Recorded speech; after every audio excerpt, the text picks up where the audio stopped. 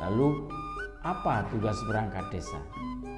Perangkat desa sebagaimana dimaksud bertugas membantu kepala desa dalam melaksanakan tugas dan wewenangnya. Dalam melaksanakan tugas dan wewenangnya ini, pertanggungjawabannya ke siapa?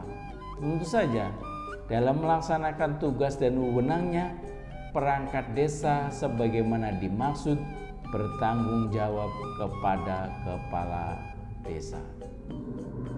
Lalu apa saja atau terdiri dari apa saja perangkat desa ini? Perangkat desa terdiri atas pertama sekretariat desa, yang B yang kedua pelaksana kewilayahan, dan yang ketiga pelaksana teknis. Terdiri dari apa saja perangkat desa ini? Perangkat desa terdiri dari yang pertama, sekretaris desa atau sekdes. Yang kedua, kepala urusan umum dan tata usaha atau KUR umum dan tata usaha. Yang ketiga, KUR perencanaan. Yang keempat, KUR keuangan. Yang kelima, Kasih pemerintahan atau kepala seksi pemerintahan. Yang keenam, Kasih pelayanan. Dan yang ketujuh, Kasih kesejahteraan. Dan yang kedelapan, yang terakhir, kepala dusun, kasum atau sebutan lainnya. Larangan perangkat desa. Perangkat desa dilarang merugikan kepentingan umum, membuat keputusan yang menguntungkan diri sendiri, anggota keluarga, pihak lain, dan atau golongan tertentu. Perangkat desa juga dilarang menyalahgunakan wewenang, tugas, hak, dan atau kewajibannya. Perangkat desa dilarang melakukan tindakan diskriminatif terhadap warga dan atau golongan masyarakat tertentu. Perangkat desa dilarang melakukan tindakan meresahkan sekelompok masyarakat desa. Perangkat desa juga dilarang melakukan kolusi, korupsi, dan nepotisme, menerima uang, barang, dan atau jasa dari pihak lain yang dapat mempengaruhi keputusan atau tindakan yang akan dilakukannya. Perangkat desa dilarang menjadi pengurus partai politik. Perangkat desa dilarang menjadi anggota dan atau pengurus organisasi terlarang. Perangkat desa juga dilarang merangkap jabatan sebagai ketua dan anggota BPD, anggota DPR RI, DPD, DPRD provinsi, atau DPRD kabupaten, dan jabatan lain yang ditentukan dalam peraturan perundang-undangan.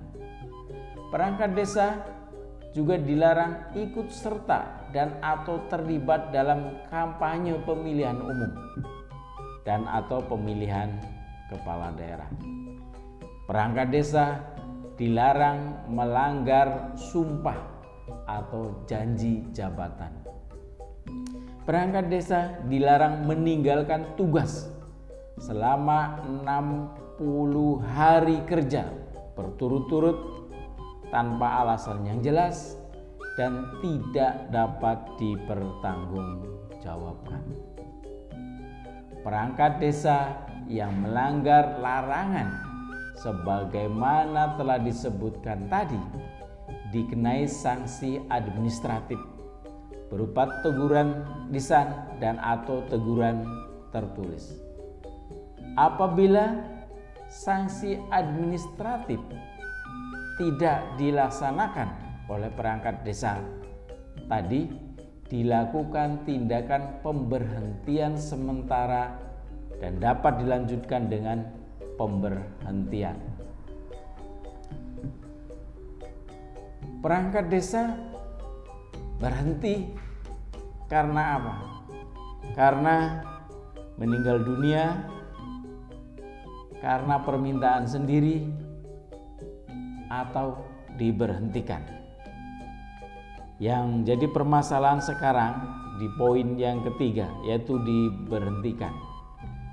Diberhentikan ini alasannya apa? Apakah karena terpaksa atau karena dipaksa? Nah, menurut Undang-Undang Desa bahwa setidaknya ada 4 alasan kenapa perangkat desa itu diberhentikan. Perangkat desa diberhentikan karena yang pertama, usia telah genap 60 tahun, berarti harus pensiun. Yang kedua, berhalangan tetap. Yang ketiga, tidak lagi memenuhi syarat sebagai perangkat desa. Yang keempat, yang terakhir, melanggar larangan sebagai perangkat desa. Pemberhentian perangkat desa ditetapkan oleh kepala desa setelah dikonsultasikan dengan camat atas nama bupati. Bagaimana mekanisme pemberhentian perangkat desa? Yang pertama, kepala desa melakukan konsultasi dengan camat mengenai pemberhentian perangkat desa. Yang kedua, camat memberikan rekomendasi tertulis yang memuat mengenai pemberhentian perangkat desa yang telah dikonsultasikan dengan kepala desa. Yang ketiga, rekomendasi tertulis camat ini dijadikan dasar oleh kepala desa dalam pemberhentian perangkat desa dengan keputusan kepala desa.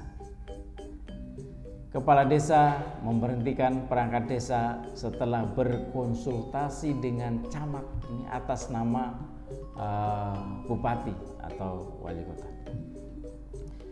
Bagaimana dengan perangkat desa yang telah diangkat atau bekerja sebelum adanya Undang-Undang Nomor 6 Tahun 2014? Itu sudah bekerja di desa, sudah menjadi perangkat desa. Bagaimana pengaturannya? Peraturan Menteri Dalam Negeri Nomor 67 Tahun 2017 tentang perubahan atas Peraturan Menteri Dalam Negeri Nomor 83 Tahun 2015 tentang pengangkatan dan pemberhentian perangkat desa mengatur tentang perangkat desa yang sudah bekerja sebelum Undang-Undang Nomor 6 Tahun 2014 atau Undang-Undang Desa. Yang pertama, perangkat desa yang diangkat sebelum ditetapkannya peraturan menteri ini. Tadi peraturan menteri yang telah kami sebutkan tetap melaksanakan tugas sampai habis masa tugasnya berdasarkan surat keputusan pengangkatannya. Yang kedua, perangkat desa sebagaimana kami sebutkan tadi yang diangkat secara periodisasi yang telah habis masa tugasnya berdasarkan undang-undang yang terlebih dahulu yang sebelum adanya Undang-Undang Desa dan berusia kurang dari 60 tahun itu tetap diangkat sebagai perangkat desa sampai dengan usia 60 tahun.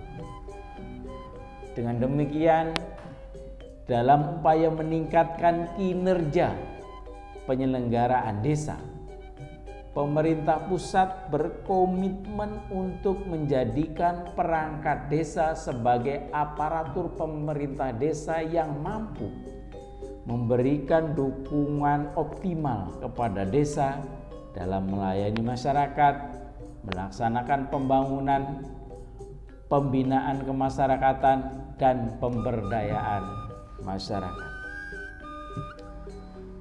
Salah satu kebijakan pemerintah pusat dalam mewujudkan perangkat desa yang profesional adalah memberikan jaminan masa kerja sampai dengan usia genap 60 tahun sebagaimana diatur dalam pasal 53 Undang-Undang Nomor 6 Tahun 2014 tentang desa, serta pemberian jaminan penghasilan tetap atau kita kenal siltap minimal setara dengan PNS golongan 2A sebagaimana diatur dalam Peraturan Pemerintah Nomor 11 Tahun 2019 tentang perubahan kedua atas Peraturan Pemerintah Nomor 43 Tahun 2014 tentang Peraturan Pelaksana Undang-Undang Nomor 6 Tahun 2014 tentang desa.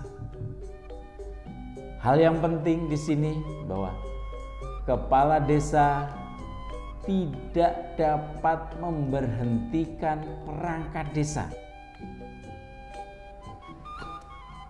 Nah, menurut Undang-Undang Desa jelas sekali bahwa setidaknya ada 4 alasan kenapa perangkat desa diberhentikan.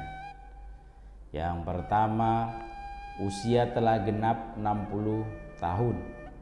Yang kedua, berhalangan tetap. Yang ketiga, tidak lagi memenuhi syarat sebagai perangkat desa. Dan yang keempat, melanggar larangan sebagai perangkat desa. Jelas kan? Jadi kalau hanya perbedaan pandangan politik atau bukan orang yang mendukung pada saat pencalonan kepala desa lantas kemudian diberhentikan tanpa alasan yang jelas, ini jelas-jelas bertentangan dengan Undang-Undang Desa, tepatnya di pasal 53 ayat 2. Untuk itu, kami mengingatkan kembali bagi kepala desa yang baru terpilih atau juga kepala desa yang sudah lama terpilih, bertindaklah profesional dalam bekerja. Baca peraturan tentang pemerintahan desa, baca peraturan tentang undang-undang desa. Kepala desa tidak dapat memberhentikan perangkat desa di luar ketentuan yang diatur oleh Undang-Undang Nomor 6 Tahun 2014 tentang desa, Peraturan Pemerintah Nomor 43 Tahun 2014 tentang Peraturan Pelaksanaan Undang-Undang Nomor 6 Tahun 2014 tentang desa. Sebagai kesimpulan atau penutup video kali ini, kami ingin menyampaikan bahwa siapapun itu perangkat desa, siapapun itu yang dimaksud perangkat desa, sebagaimana peraturan perundang-undangan telah mengaturnya, bekerjalah secara profesional mengabdi kepada masyarakat. Terima kasih telah menonton video kami. Semoga bermanfaat. Jangan lupa like, komen, dan subscribe. Supaya video ini bermanfaat, sebarkan kepada rekan dan sahabat-sahabat yang lainnya. Terima kasih. Saya akhiri. Assalamualaikum warahmatullahi wabarakatuh.